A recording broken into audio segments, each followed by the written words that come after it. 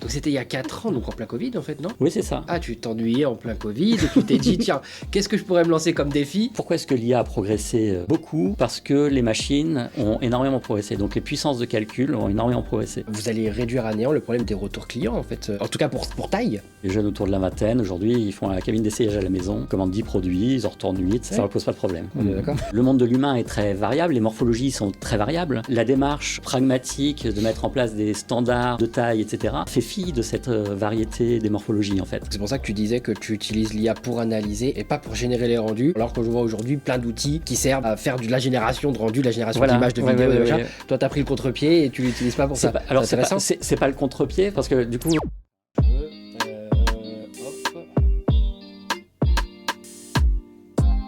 que c'est bon pour toi? Pour moi, oui, je pense. Bonjour Thierry. Bonjour Morgane. Je suis ravi de t'accueillir. Tu vas bien? Je vais bien, ça va. Ouais, Merci. on est à quelques jours de Noël là au niveau de l'enregistrement.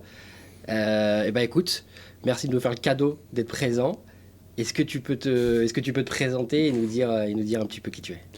Alors, Thierry Gaudin, je suis fondateur de Modalive. Alors, Modalive est une start-up technologique B2B2C, éditrice d'un système d'essayage en ligne, qui a pour propos de restituer fidèlement sur le consommateur, en qualité cinéma, le mouvement, donc la texture des étoffes, la taille et le coloris, pour libérer l'imagination et la réserver aux jeux créatifs. Ok, ouais, on pourra reparler des cas d'usage après derrière, mais c'est plutôt à destination, plutôt soit des studios de création, plutôt du e-commerce, c'est quoi le cas d'usage prioritaire pour toi? L'usage, c'est vraiment pensé pour le e-commerce. Ouais, c'est pensé pour le e-commerce. C'est pour ça que je dis B2B2C, parce qu'en fait, il s'agit d'accompagner les marques ou des distributeurs dans leur démarche de vente. Ok. Et oui, l'idée, c'est que le consommateur, l'acheteur final, ait à disposition une interface sur le site e-commerce sur lequel il va acheter pour pouvoir se projeter dans le vêtement, en fait. Oui, exactement. Ça rajoute un bouton d'essayage sur les pages du site de e-commerce. Ouais.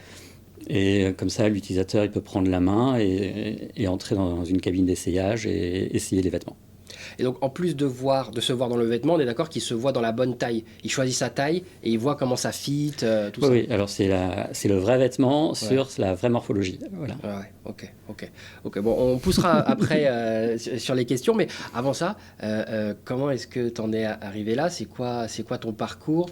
Alors, je crois que tout le monde l'aura compris, mais ton projet, il y a une dose d'IA quand même à l'intérieur. Pour arriver à faire cette prouesse, il faut y mettre un petit peu l'intelligence aussi dedans. Tu as un parcours dans ça, comment t'es venu jusque-là? Alors, moi au départ, et d'ailleurs ce projet est un retour aux sources pour moi. Je suis ingénieur en télécommunication, donc Télécom Sud Paris, avec une spécialisation en traitement d'images. Et j'ai travaillé une quinzaine d'années dans le milieu des technologies pour la télévision. Voilà. Et donc après, dans mon parcours, j'ai été amené à embrayer sur de l'entrepreneuriat. Et là, depuis quelques années, parce que c'est un projet qui n'a pas été commencé hier, je me suis intéressé à ce cas d'usage qu'est l'achat de vêtements en ligne d'abord. Et parce que, alors, qu'est-ce que je peux dire autour de ça? Alors, c'est simplement que finalement, dans mon parcours, alors même si j'ai une base, on va dire, scientifique, je me suis beaucoup intéressé au marketing produit. Et donc, c'est quand même ça qui dirige mon approche. Et donc là, c'est le cas d'usage et donc de s'intéresser finalement à l'expérience du client. Et pour moi, l'achat en ligne, c'est vraiment un bon exemple de quelque chose qui ne fonctionne pas très bien. Ouais. Bon. Et donc, je me suis demandé qu'est-ce que je peux faire pour ça. Et donc j'ai cherché et j'ai pas abordé tout de suite sous l'angle de l'essayage en fait la problématique. Au départ, je suis venu à cette problématique plutôt par la recommandation parce que je m'étais dit justement avec l'IA, avec un certain nombre de choses, je voyais qu'on arrivait à faire de la recommandation pour de la musique, par exemple. Et je m'étais dit, bon voilà, sans doute que le problème quand on est en ligne, c'est que l'offre est pléthorique et qu'on ne sait pas choisir, en fait. Et donc, quand j'ai regardé un petit peu plus près ce qui avait pu être fait avant, je me suis rendu compte qu'il y avait quand même eu des précurseurs sur la voie de la recommandation.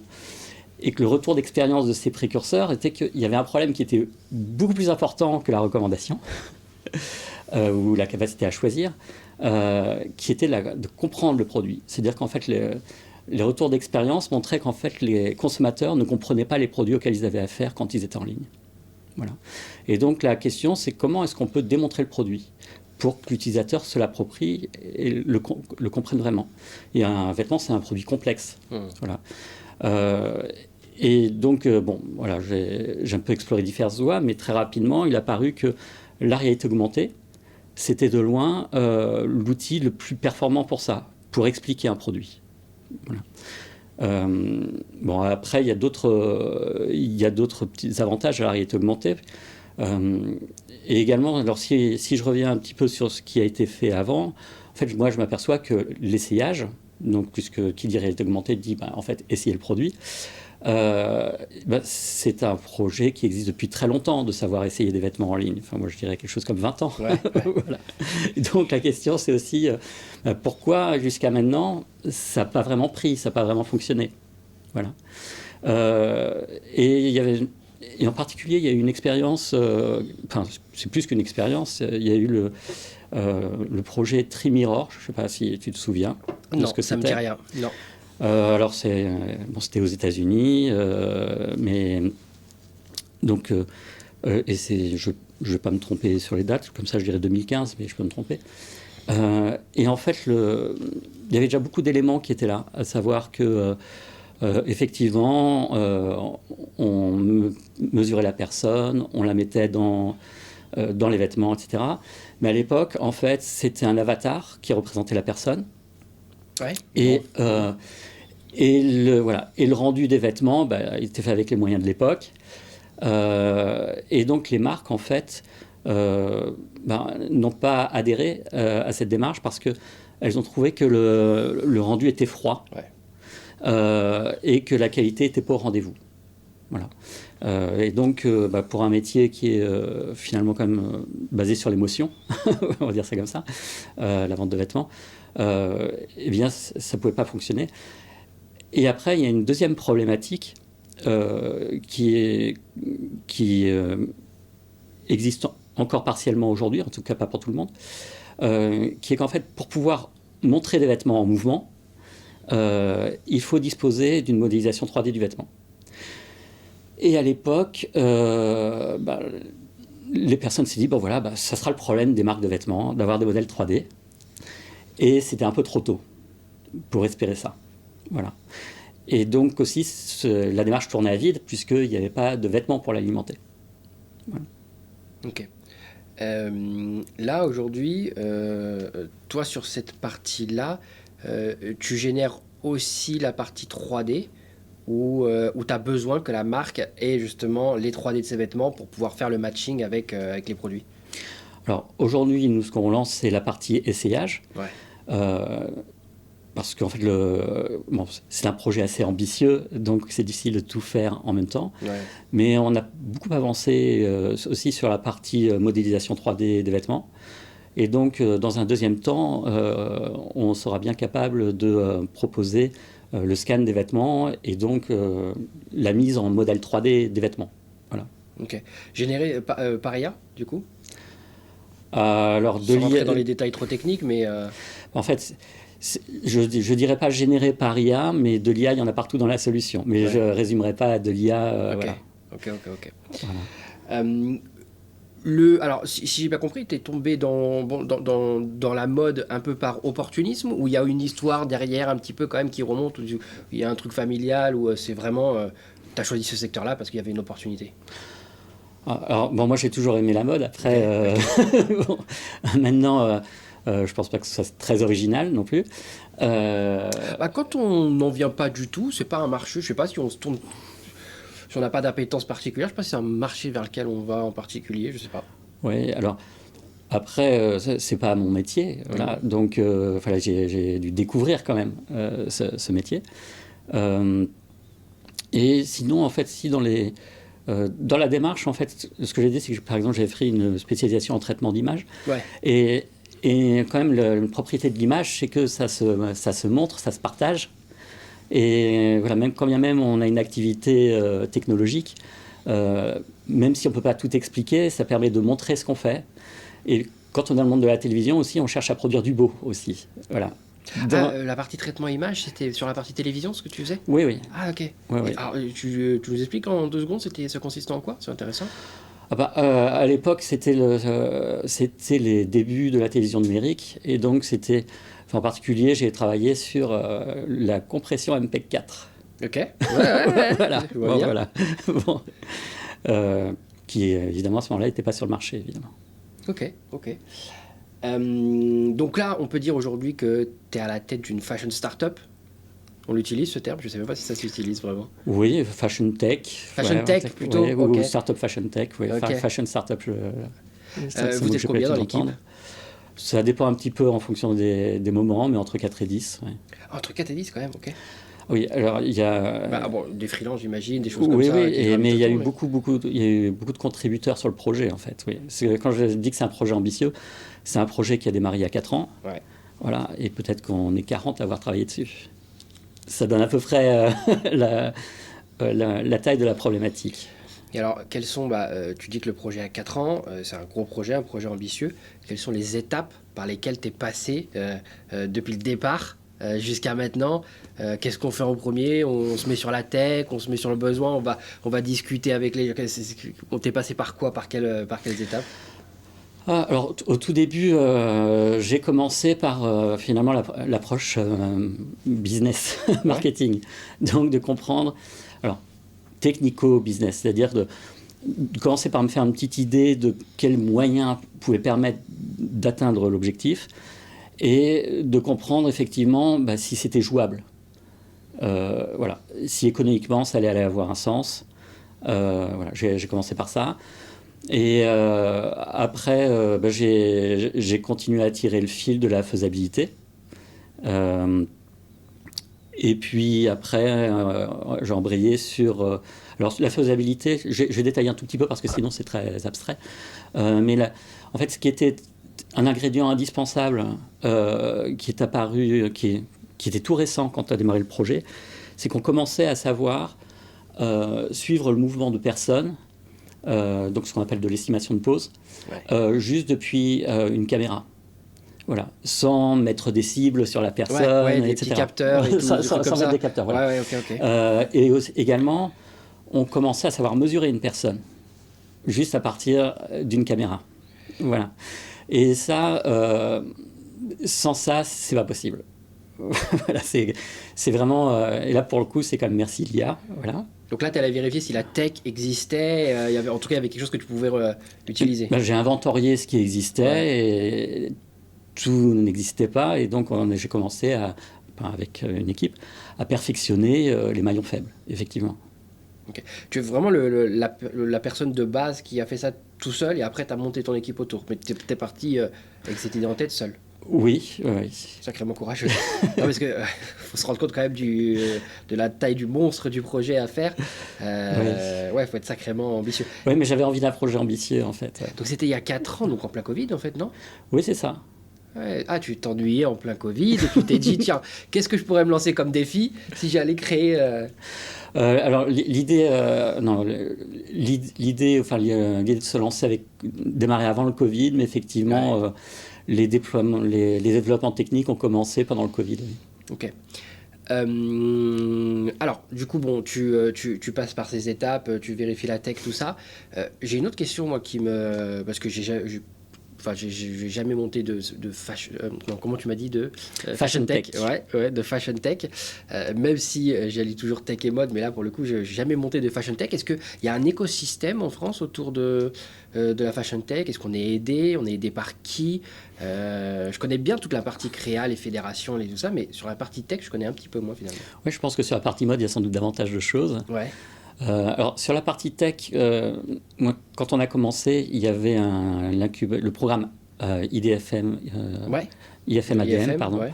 ADN à Station F, voilà, qu'on a pu rejoindre assez rapidement. Ah, ADN, c'est aussi pour la partie tech. Je pensais vraiment que c'était pour la partie entrepreneuriat, mais dans la partie mode finalement.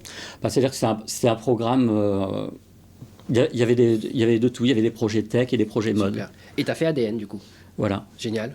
Donc, et donc en termes d'écosystème, bah, c'était financé par le défi, si je ne me trompe pas, Ouais. Ok. essentiellement. Donc effectivement, il y a le défi qui fait beaucoup de choses. Ouais, bien sûr. Euh, Clarisse. En dehors de ça, bah, voilà, il y a plusieurs incubateurs et des accélérateurs sur la place. Spécialisé mode ou un peu plus généraliste et... Je pense qu'ils sont un peu généralistes. Ils mélangent de la mode et de la tech. Enfin, il y a un peu de tout. Ok. Voilà. J'ai pas l'information comme quoi il y aurait vraiment un écosystème vraiment tech. Ouais. Voilà. Et donc après pour la partie tech, bah là c'est plutôt chacun d'avoir son bagage. Voilà. Donc pour moi les outils c'était des outils de traitement d'image, d'IA, de 3D. Au départ du projet, je n'étais pas très sachant en 3D, mais voilà, j'ai appris, puis je me suis rapproché de labo de recherche qui était actif dessus. Donc j'étais sachant un peu en IA et pas mal en traitement d'image. Voilà. Et sur la partie plutôt financement, ça fait 4 ans que tu es dessus. Est-ce que tu as réussi à obtenir des financements pour monter ce projet? Est-ce que tu es considéré par exemple comme comment on appelle ça? Une entreprise de recherche, non, je sais plus comment ça s'appelle. Deep Tech. Ouais, oui, c'est Ouais. ça, c'est Deep Tech qui fait de la recherche vraiment sur. Oui. Ouais. Donc effectivement, on mobilise plusieurs travaux qui correspondent à des résultats récents de recherche. Ah, ok, Voilà. super. Et donc, ça nous a permis d'être labellisé par BPI France comme entreprise Deep Tech. Ok. Et ça nous a donné droit à des subventions importantes. Ok, super. Mais c'est bien. C'est Voilà. une très bonne chose. Il faut le dire quand il y a de l'argent qui sont donnés à des beaux projets. Oui, il y a. Enfin, oui, pourquoi alors, c'est pas spécifique à la mode, mais pour supporter des technologies dites de rupture, Ouais. oui, il y a des sous, hein, et il y a des moyens, etc. Voilà. Après, dans la manière dont sont construites ces aides, en général, il faut apporter l'autre moitié. C'est-à-dire qu'on obtient des moyens à concurrence de la moitié du besoin global. Donc il faut quand même avoir quelques économies pour se lancer dans ce genre d'aventure. Voilà. Tu as engagé pas mal de fonds propres. Voilà. Ok, super. Quelles ont été les principales difficultés aujourd'hui que tu as traversées jusqu'ici? Alors, elles ne sont pas finies, je sais, mais si tu voulais dire, si je t'ai dit, bon, je suis passé par ça, j'aurais pu abandonner à ce moment-là quand même. Ou en tout cas, c'était dur. Alors, moi, j'avais commencé ma vie professionnelle par la recherche, voilà, par le milieu de la recherche, et c'est un projet de recherche en fait. Et donc, je l'ai géré comme un projet de recherche, voilà. Et donc, oui, la recherche, c'est exigeant, c'est un peu aride, voilà. Mais j'ai l'habitude. Bon. Et alors, ça demande une gestion très pragmatique, très attentive, parce que en termes c'est un peu une partie d'échec, hein, donc il faut construire un chemin vers la solution. Ouais. Et voilà, on a un budget qui est limité, particulièrement en start-up. Et justement, plus on est pragmatique et plus on sait ménager le budget, plus on a du temps pour aboutir. Voilà. Comment ça se passe au quotidien, un projet comme ça? Est-ce que tu es là tous les jours, tu testes, ça marche pas, faut refaire? C'est quoi un petit peu, ça ressemble à quoi? Ou alors est-ce que c'est des grands temps où justement on voit pas ce qui se passe et puis à un moment on commence à tester? Ça se passe comment? En fait, il y a des dizaines de briques technologiques dans le projet. Ouais. Donc, il y a plein de maillons. Voilà. Et donc, les maillons qui ont été difficiles en fait à mettre en place n'étaient pas ceux qui avaient été anticipés. Voilà. Ouais, évidemment. Donc c'est assez amusant parce que finalement les difficultés on les a pas rencontrées là où on les attendait. Donc il y a des sujets qu'on sous-estime puis des sujets qu'on surestime. Voilà. Après en termes Il faut comprendre que j'ai toujours travaillé en équipe, en fait. Hein, voilà, donc je n'étais pas seul. Voilà, et donc il y a des personnes que ça intéresse, en fait, de travailler sur des sujets où la solution n'est pas donnée d'avance. Voilà. Donc effectivement, et il y a une part d'expérimentation importante, il y a une part d'intégration qui est très importante pour faire que toutes ces briques technologiques arrivent à coopérer. Voilà. Et alors, je ne l'ai peut-être pas dit là depuis le début, mais en fait, on travaille sur de la vidéo. Et donc, la vidéo, c'est 30 images par seconde. Voilà. Et donc, effectivement, il y a une problématique de rapidité, d'efficacité d'exécution qui est très importante. Voilà, il faut, puisque 30 fois par seconde, il faut estimer la position de la personne, comment est son environnement, générer les rendus, etc. Du coup, est-ce que tu es en train de nous dire que tu as une grosse infrastructure serveur, de la puissance de calcul, que tu as investi dans ça ou Oui, alors, j'ai pas eu besoin d'investir, puisque elle existe en ligne. D'accord, voilà. tu la loues à des prestataires qui font ça bien. Ok. Voilà. Mais effectivement, en fait, ça... pourquoi est-ce que l'IA a progressé parce que l'IA, c'est un sujet... l'IA existait déjà au début des années 90. Hein, voilà. On se rappelle un peu le film. Beaucoup parce que les machines ont énormément progressé. Donc, les puissances de calcul ont énormément progressé. Et le sujet là dont on parle aujourd'hui, il demande beaucoup de puissance de calcul. C'est évident. Et il ne serait pas faisable sur un téléphone ou un ordinateur d'aujourd'hui. Voilà. Okay. Ça fait partie de tes problématiques quand tu vas devoir déployer à grande échelle. Ça va aller. C'est pas un frein au déploiement. Okay. Voilà. Après, c'est une problématique dans le sens où, oui, ce sont des moyens. À une époque où on s'intéresse à l'impact environnemental, par exemple, effectivement, on ne peut pas totalement occulter que l'IA, c'est beaucoup de calcul. Et le traitement d'images, le traitement de vidéos, c'est beaucoup de calcul. Okay. Là, justement, on parle de déploiement. Est-ce que vous avez déjà déployé la solution auprès de certains clients? Pas encore. Voilà, vous en êtes où? Non, alors pour l'instant, on avait approché des clients pour tester l'intérêt, mais on était en plein développement. Et donc, on préfère en fait avoir quelque chose qui marche bien plutôt que de décevoir. Et donc, pour l'instant, on n'a pas déployé, mais très rapidement, on va retourner voir les clients pour leur montrer ce qu'on a réussi à faire. Ok. Si tu veux faire une annonce que vous cherchez des bêta-testeurs, si vous voulez tester la solution... ce qui peut être sympa, c'est justement des designers émergents qui conçoivent en 3D. Voilà, parce que là, du coup, on peut très bien... Ok, il faut que je te présente ma femme, alors. Elle est modéliste designer 3D, elle fait de la 3D, donc elle va sur ça. Qui aurait des vêtements sympas à montrer, plutôt que d'être sur des basiques. Voilà. Ok. Ouais. Ah oui, parce que... alors tout à l'heure, je sais plus si dans une logique de démo, en fait. Hein, ouais. Et, parce que oui, alors tout à l'heure, c'est ce que tu disais, tu as besoin que la marque ait l'équivalent des vêtements en 3D. Pour l'instant, en tout cas. Oui, ça, pour l'instant. Dans la V1 de la solution. Oui, dans la V1 de la solution, effectivement, on va travailler avec des marques qui ont les vêtements en 3D. Ok. Oui, parce que on n'a pas trop parlé, mais c'est une question que j'avais au début, mais tant pis, je reviens parce qu'elle me vient maintenant. Mais vous résolvez quand même le problème des... vous allez réduire à néant le problème des retours clients, en fait, en tout cas pour taille. Oui, alors c'est vrai que je ne me suis pas énormément étendu sur la problématique. J'ai dit que ça marchait pas très bien dessus, mais donc, le sujet, il est très simple, c'est que tout le monde sait qu'il faudrait pouvoir essayer avant d'acheter, qu'en ligne, c'est pas très facile. Et les conséquences, ce sont des taux de retour très importants, généralement au-delà de 30%. Et puis également sur Internet, ce qu'on appelle le taux de conversion. Qui est très faible, autour de 2%. Ça reste toujours ça, entre 1,8 et 2,4, bref. Ce qui est une fraction de ce qui se passe dans un magasin physique. Voilà. Et c'est également un problème, enfin c'est un problème économique. Ces deux éléments-là sont des problèmes économiques forts pour les marques parce que bien, le fait qu'il y ait beaucoup de retours, alors ça veut dire qu'il y a de la remise en stock, c'est assez coûteux. Il y a des stocks qui se promènent en permanence sur les routes, qui ne seront jamais vendus. Parce qu'ils ne peuvent pas être tout le temps sur les routes et être. Voilà, il y a à la fin de la saison, il y a un problème. Financièrement, ça veut dire aussi qu'il faut produire plus pour voilà, sans savoir si on va vendre.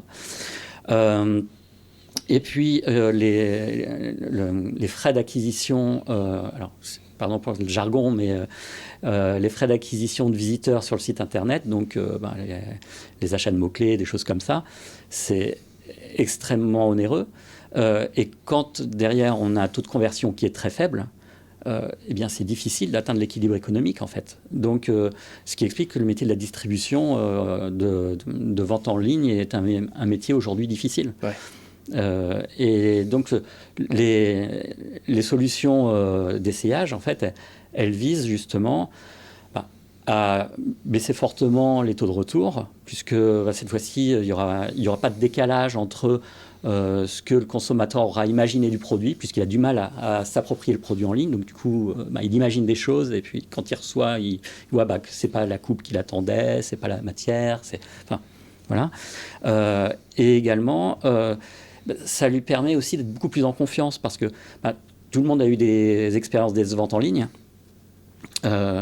Et donc là, il va pouvoir se décider plus facilement. Et donc, ça va être beaucoup plus rentable. Et c'est quand même une petite importance dans un métier qui, aujourd'hui, est un peu difficile. Ouais.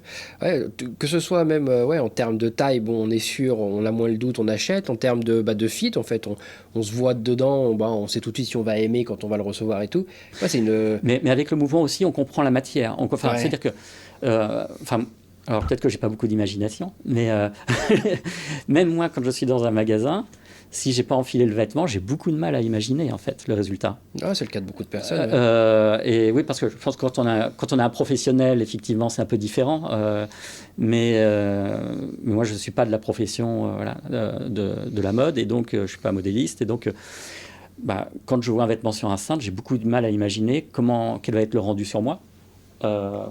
Et aussi comment se comporte la matière en fait. Est-ce que c'est une matière lourde, une matière légère, fluide, enfin toutes ces choses-là. Donc tu es le premier client de ta solution, clairement, le meilleur client de ta solution. Oui. Puis après, en plus de ça, j'adore pas le shopping. donc je serais très content de pouvoir acheter en ligne sereinement. Ouais, non, mais je vois très bien, je suis un peu pareil, et malheureusement là, il y a la tendance à ça me va, si ça me va pas, c'est pas grave, j'achète et puis je fais le retour, parce qu'aujourd'hui il y a beaucoup de sites en ligne qui facilitent quand même ce truc-là pour pallier à ce problème-là, ce qui n'est pas du tout bon d'un point de vue écologique. Faire ces allers-retours, on se dit bon, de toute façon le retour est gratuit, on le fait. Ou alors il y a celui qui dit je sais pas, donc j'achète pas. Voilà. Dans les deux cas, on règle ces deux soucis, et c'est vachement intéressant. Voilà, donc les jeunes autour de la vingtaine aujourd'hui, ils font la cabine d'essayage à la maison, donc commandent 10 produits, ils en retournent 8. C'est ça, ouais. Ça ne pose pas de problème. Ouais, non, mais on est d'accord. Mais je peux avoir cette tendance-là aussi. Alors je l'ai plus parce que j'achète moins de vêtements. Je me sers plutôt dans les vestiaires de ma propre marque, mais j'ai pu étant plus jeune, avoir ce truc-là, ouais. C'était bon, voilà, c'est pas forcément une bonne solution, donc ok. Là, quelles sont les ambitions maintenant là sur les prochaines années de Modalive? Je sais pas si je vais arriver à tirer une date de sortie du produit. Je sais pas si tu peux nous annoncer ça en avant-première, mais non, mais le produit, la V1, elle va sortir sous un mois. Enfin voilà, c'est imminent. Ah ouais, mais on est vraiment super bon en termes de timing là. Oui. Incroyable. Ok. Le timing est plutôt bon. Ah ouais.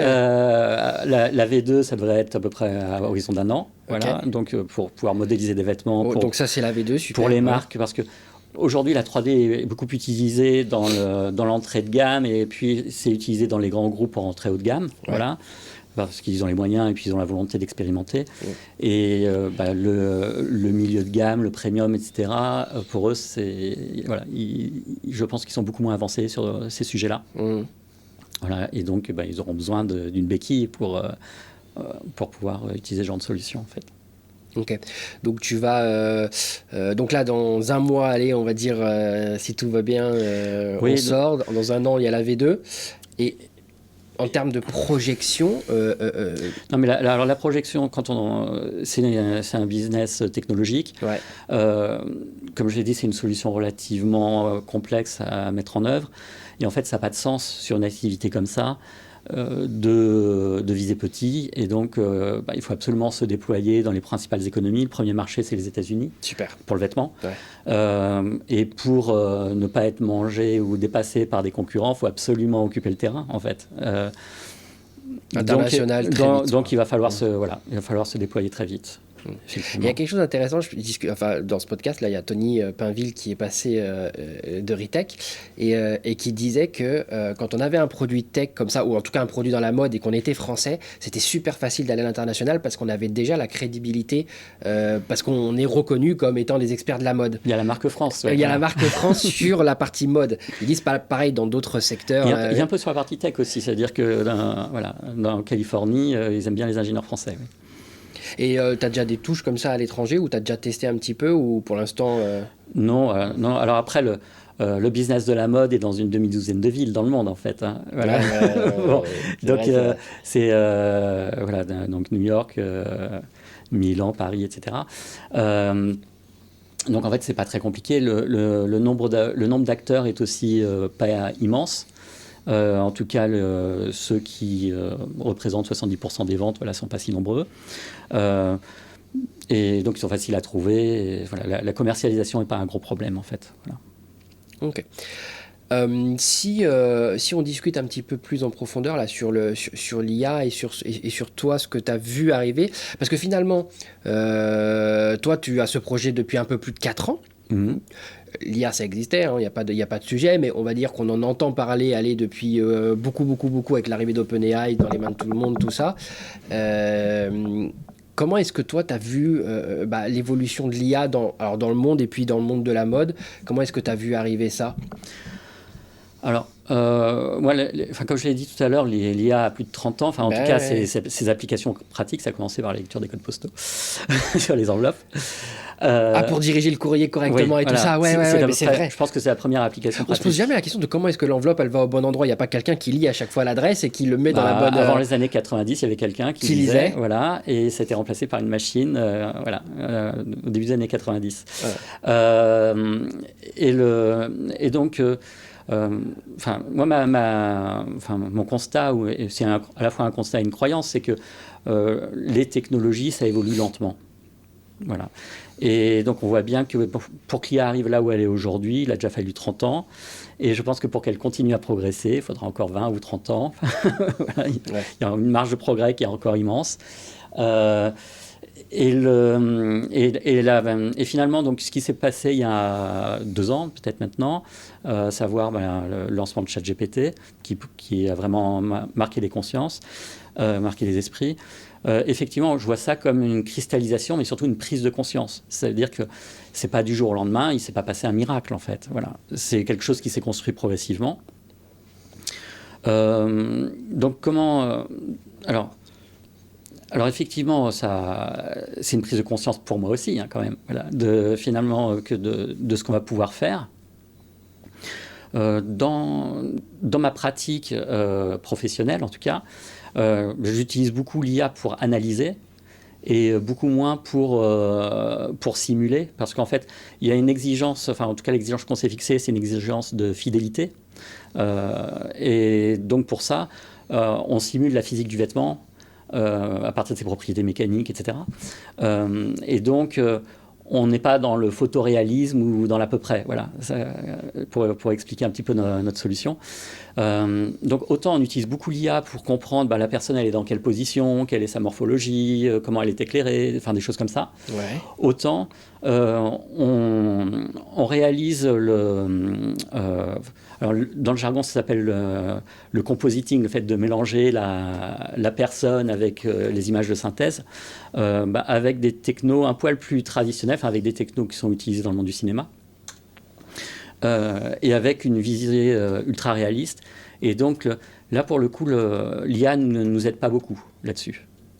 Voilà. Et Et en particulier, pour faire de l'essayage, il y a une chose que ne sait pas bien faire l'IA, peut-être que dans 20 ans ce sera différent, hein, mais c'est d'intégrer la notion d'échelle. C'est pas, voilà, si on ne peut pas vraiment aujourd'hui demander à une IA générative de dire bah voilà, la personne mesure tant et le vêtement mesure tant et fais-moi un rendu. Enfin, Et par rapport peut-être à, je sais pas, s'il y a une table basse, un immeuble, il va avoir du mal à mettre l'échelle par rapport à ça aussi, ou c'est juste par rapport aux vêtements? alors là, je parle de précision en fait, Ok, hein, ok, voilà, ok. dans une démarche précise. Dans une démarche très précise, d'accord, Voilà. d'accord, ok, ok. Après, évidemment, les IA reposent sur des larges corpus de données et d'images. Et dans ces images-là, on a déjà vu des images avec des immeubles et des gens dans des immeubles, et on sait que les gens sont plus petits que les immeubles. Enfin, donc là, l'IA va représenter réussir des à, personnes ouais. plus petites que les immeubles. Voilà, dans ces proportions-là, il n'y a pas de problème. Mais c'est dans les, vraiment dans, Mais, voilà, dans la précision. mais dans la précision, en fait, voilà, aujourd'hui, on peut pas, ça nous sert pas. Okay. Et donc, il existe d'autres technos pour réussir à pallier à ce souci. Après, ce sont des technos de simulation numérique de la physique du vêtement, tout simplement, enfin des étoffes. Okay. Et puis des techniques de rendu, donc de synthèse d'image. Et donc, c'est pour ça que tu disais que tu utilises l'IA pour analyser et pas pour simuler ça. Et pas pour générer les rendus. Oui. Et pas pour générer les rendus, alors qu'on entend parler, enfin, alors que je vois aujourd'hui plein d'outils qui servent à faire de la génération de rendus, de la génération d'images, de vidéos, de machin. Toi, tu as pris le contre-pied et tu l'utilises pas pour ça. Alors, c'est pas le contre-pied, parce que du coup, enfin, je me suis posé la question, hein, du coup, j'ai enquêté. Voilà. Parce que dire est-ce que je suis en train de rater un train, enfin, voilà, c'est... Et là, manifestement, c'est trop tôt pour pouvoir faire vraiment de l'essayage probant, en tout cas. C'est intéressant ce que tu dis, parce que j'ai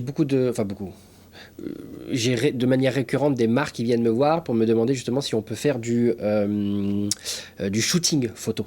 Donc, transposition de vêtements de leur collection sur du mannequin, mais généré par IA.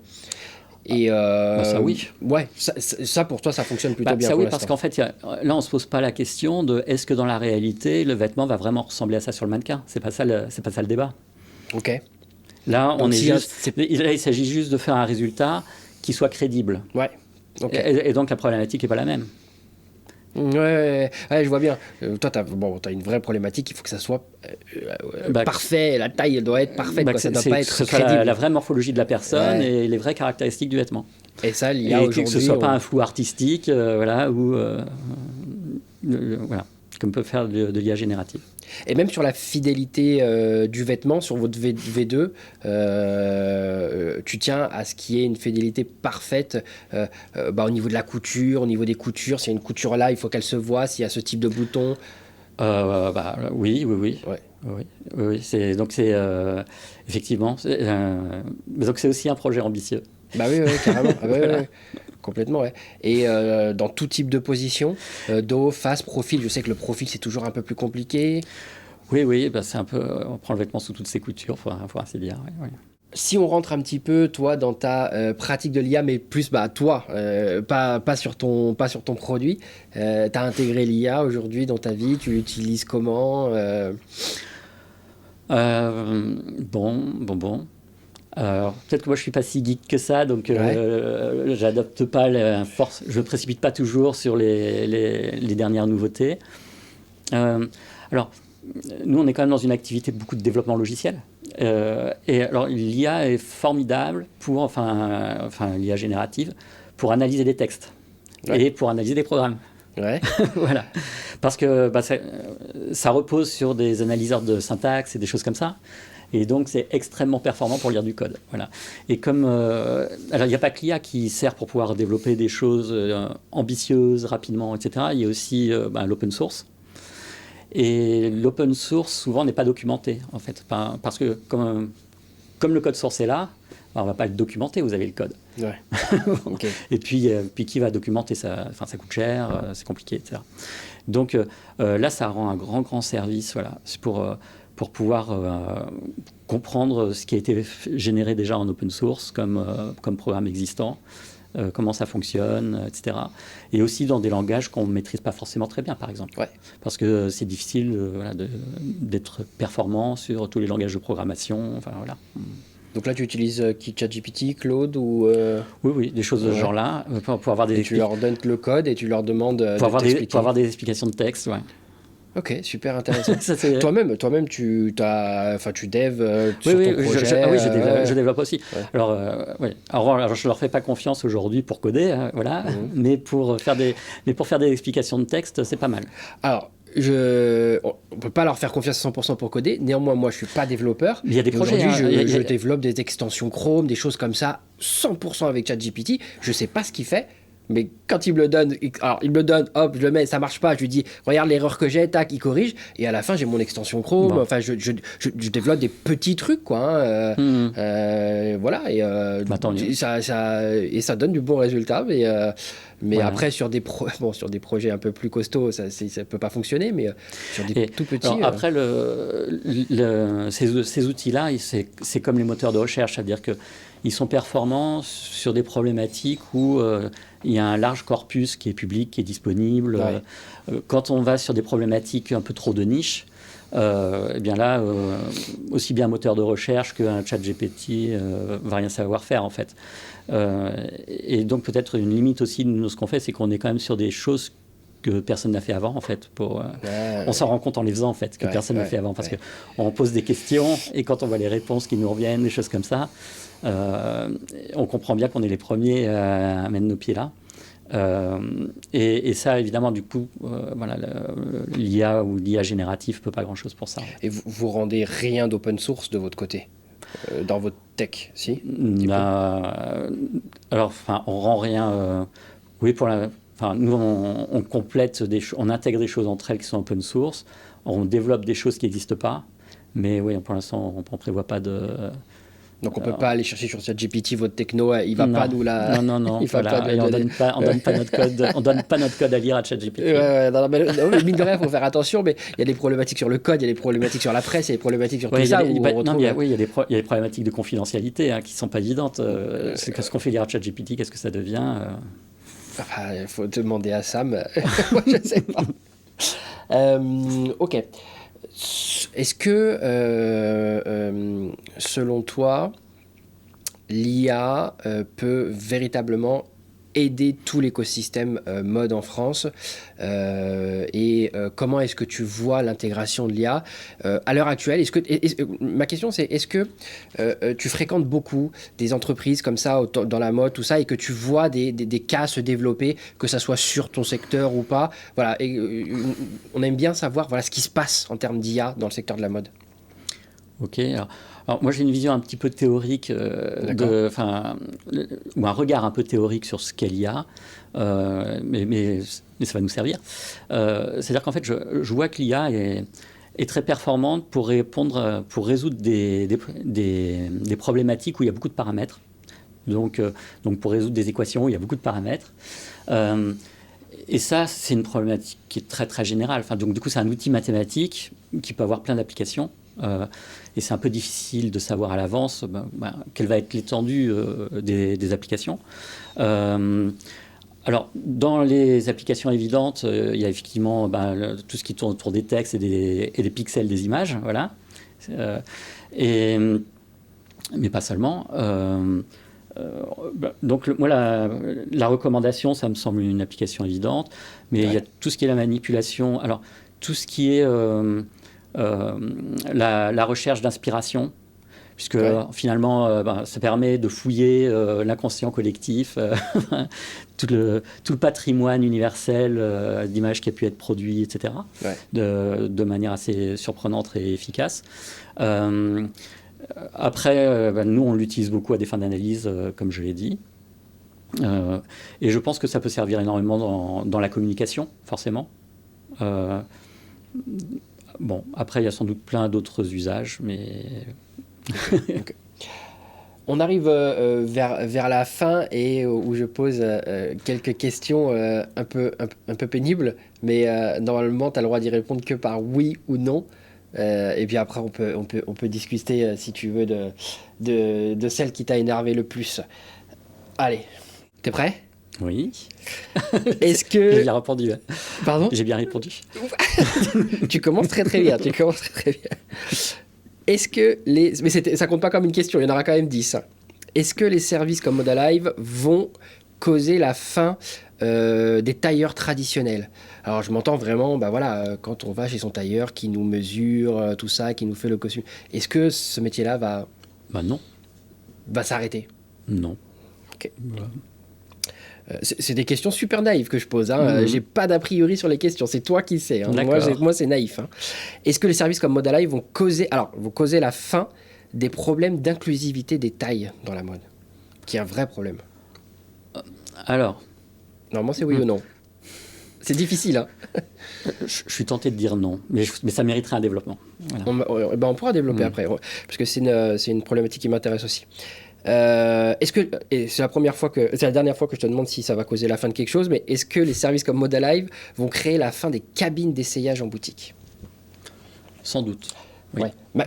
Ma question qui est derrière, c'est du coup, est-ce que vous allez pouvoir déployer en boutique? Oui, Voilà. oui. Ok, super. Est-ce que les marques qui n'ont pas intégré l'IA aujourd'hui sont déjà en retard? Alors là, l'IA au sens large, hein, pas forcément ton service.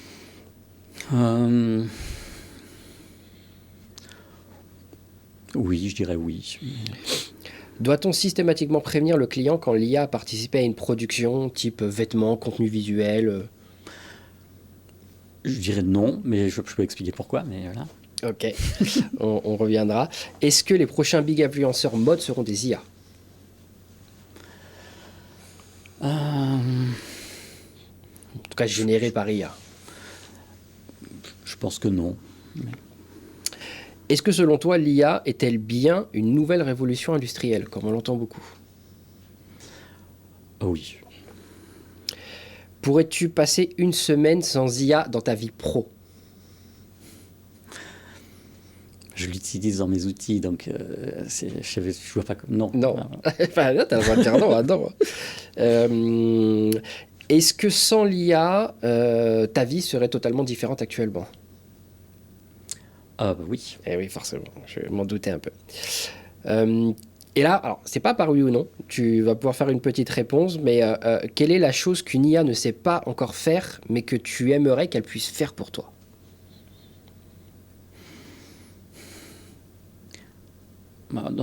Côté perso ou côté pro, là, on est... Comme tu veux. En vérité, comme tu veux. Je sais pas, moi, je suis convaincu, alors je vais faire une réponse un peu ouverte, mais je suis convaincu que l'IA a énormément à gagner, en fait, à s'hybrider avec finalement avec les sciences dures, je vais dire ça comme ça. Alors, Okay. je vais expliquer ce que ça veut dire, mais on a bien vu que au début, l'IA générative, elle ne savait plus compter, en fait. Elle avait perdu le sens de la logique. Voilà. Et donc il faut... Et un peu comme, par exemple, parce que j'ai évoqué tout à l'heure, le fait que la notion d'échelle n'existe pas vraiment dans une IA. Donc, il y a la question... donc voilà. Donc, en fait, je pense que pour faire progresser l'IA ou les IA, il va falloir les mélanger avec les autres approches, les autres algorithmes, les autres manières de faire. Et donc, et que ça va pouvoir faire des choses extraordinaires, de mélanger les ingrédients, d'apporter le plus de l'IA ou le plus d'une approche plus conventionnelle à l'IA, d'hybrider les choses. C'est ce que vous faites en fait avec Modalive, d'avoir mélangé différentes technologies pour obtenir le meilleur de tout en fait. Oui, on a essayé de prendre le meilleur dans chaque cas, effectivement, mais je pense que ça pourrait être fait là de manière plus, comment dire, davantage fusionnée en fait, voilà, que ce soit plus intime. Nous, c'est pour certaines étapes, on fait de l'IA, pour d'autres, on fait autre chose. Alors que ce qu'il faudrait, c'est vraiment faire progresser les IA en leur faisant faire ce que savent faire les ordinateurs d'habitude. Voilà. Ok. Alors, si on revient sur la question là, de l'inclusivité des tailles, la démarche, la logique que j'ai derrière ça, c'est que j'imagine un monde dans lequel chaque site e-commerce serait en capacité en fait à te délivrer quasiment un vêtement sur mesure, parce que bon, voilà, tu te prends vidéo, ils connaissent ta taille, et derrière ils ont la capacité à couper automatiquement, à lancer le... Et est-ce que... Oui, alors dans le sens d'une production à la demande, évidemment, puisque on peut mesurer, on peut même faire des simulations. Enfin, des choses comme ça. Donc oui, dans ce sens-là, oui. Mais en revanche, Modalive, c'est juste un système d'essayage. Et donc, il essaye un vêtement tel qu'il est sur une personne telle qu'elle est. Et donc, si si le vêtement il a été taillé pour un mannequin de couture de telles caractéristiques, c'est-à-dire que dans la conception de vêtements, on n'a pas pris en compte à qui était véritablement adressé le vêtement. Donc, de toute façon, voilà, s'il n'y a pas d'inclusivité au départ, c'est pas le fait de mettre le vêtement sur une personne qui supprime l'inclusivité. Voilà. Et quand on regarde, par exemple, les normes de mannequins de couture, etc., on se rend bien compte que les morphologies ne sont pas représentées. Non, il me semble que les grilles de taille au corps officiel, elles ont 20 ans ou un peu plus encore de... Enfin, elles ont été faites il y a une vingtaine d'années, ce qui ne représente plus du tout aujourd'hui les tailles actuelles. Oui, mais c'est surtout que le monde de l'humain est très variable, les morphologies sont très variables. Et la démarche pragmatique de mettre en place des standards de taille, etc., eh bien, fait fi de cette variété des morphologies, en fait. Et donc, même quand on regarde les normes, le fait de caractériser une personne juste par la taille, par exemple, c'est très, très étonnant de se limiter à ça, en fait. Quand nous, on mesure des personnes, on se rend bien compte que ça ne peut pas marcher. Enfin, voilà. Donc, voilà. Donc c'est pour faire plus d'inclusivité, il faut à ce moment-là effectivement il faut modifier l'approche de conception des collections et c'est beaucoup plus profond que simplement de proposer un système d'essayage. On arrive sur la fin. Donc Modalive live dans un mois. Mm-hmm. Donc ça, c'est une bonne nouvelle. Si on veut être là, voir quelque chose, vous allez faire peut-être des vidéos démos, quelque chose. Moi, j'aimerais bien voir. Je pense qu'il y en a plein d'autres qui voudraient bien voir. Est-ce qu'on peut voir un truc dans un mois ou comment ça va se passer ? Oui. C'est-à-dire qu'on va proposer des démos. Voilà, bien sûr. Okay. Donc ça se passe tout sur le site, sur votre site internet ? Oui, alors effectivement, on a branché un système de démo à partir du site. Ouais. Mais mais après, on pourra aussi rencontrer les gens et faire les démos avec elles, etc. Ok. Donc, en tout cas, si on veut voir quelque chose, c'est quoi la porte d'entrée que tu conseilles aux gens qui nous regardent s'ils veulent te... Oui, ça peut être soit de me contacter, soit de prendre contact par le site. Ouais. Voilà. Ok. Mais après, pour faire des démos, effectivement, c'est quand véritablement... on commercialisera, c'est-à-dire en environ un mois. Ok, génial. Merci beaucoup pour ton temps et puis pressé d'être dans un mois pour voir tout ça. Super, merci beaucoup Morgane. Salut. Ravi d'être là.